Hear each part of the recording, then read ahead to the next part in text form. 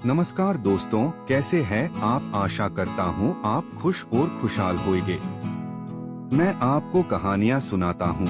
यदि आप मेरे चैनल पर नए हैं, कृपया लाइक, सब्सक्राइब और शेयर करना न भूले। तो आइए चलते हैं एक नई कहानी की ओर। क्या महाभारत होता यदि पांडव जुआ नहीं खेलते, द्रौपदी का चीरहरण नहीं होता। महाभारत की कहानी, द्रौपदी का चीरहरण।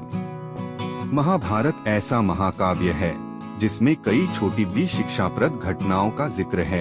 द्रौपदी चीरहरण भी महाभारत की ऐसी ही घटना है। द्रौपदी पांचाल देश की राजकुमारी थी और उसका विवाह अर्जुन से हुआ था।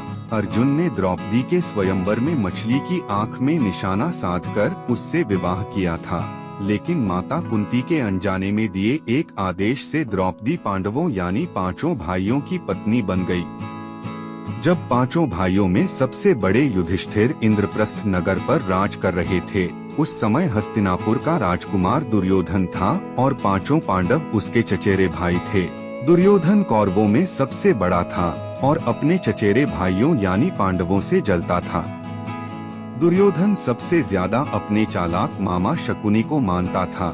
शकुनी ने दुर्योधन को सलाह दी कि वो पांडवों को जुआ खेलने के लिए आमंत्रित करे। पांडवों ने अपने भाई दुर्योधन का निमंत्रण स्वीकार कर लिया। उस सभा में भरत वंश के शासक धृतराष्ट्र, भीष्म पितामह, द्रोणाचार्य और महात्मा विदुर जैसे महान लोग भी उपस्थित थे। शकुनी मामा ने छल कपट से पांडवों को हराना शुरू किया। इस खेल में पांडव अपना राज्य हार गए। धर्मराज युधिष्ठिर ने स्वयं और अपने चारों भाइयों को भी दांव पर लगाया और हार गए। अंत में जब दांव पर लगाने के लिए उनके पास कुछ नहीं बचा, तो उन्होंने अपनी पत्नी द्रौपदी को दांव पर लगा दिया। दुर्योधन तो जैसे इसी पल का इंतजार कर रहा था।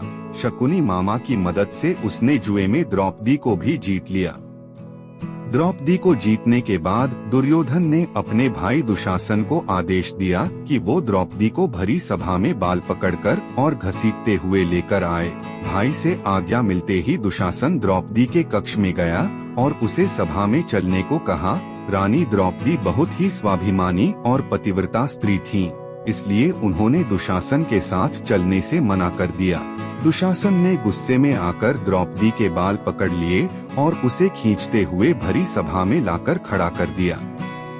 दुर्योधन ने दुशासन को आज्ञा दी कि वो द्रौपदी को भरी सभा में निर्वस्त्र कर दे। दुशासन ने जैसे ही द्रौपदी के वस्त्र को हाथ लगाया, द्रौपदी ने श्री कृष्ण को मदद के लिए पुकारा। श्री कृष्ण अपने भक्तों को कभी नाराज नहीं करते। कृष्ण ने जब द्रौपदी की करुण पुकार सुनी तो उन्होंने द्रौपदी की साड़ी को बढ़ाना शुरू कर दिया। दुशासन द्रौपदी का चीर खींचता रहा, लेकिन वो जितना खींचता वस्त्र उतना बढ़ता जाता। अंत में दुशासन थक कर हार गया, किंतु द्रौपदी का वस्त्र हरण नहीं कर सका।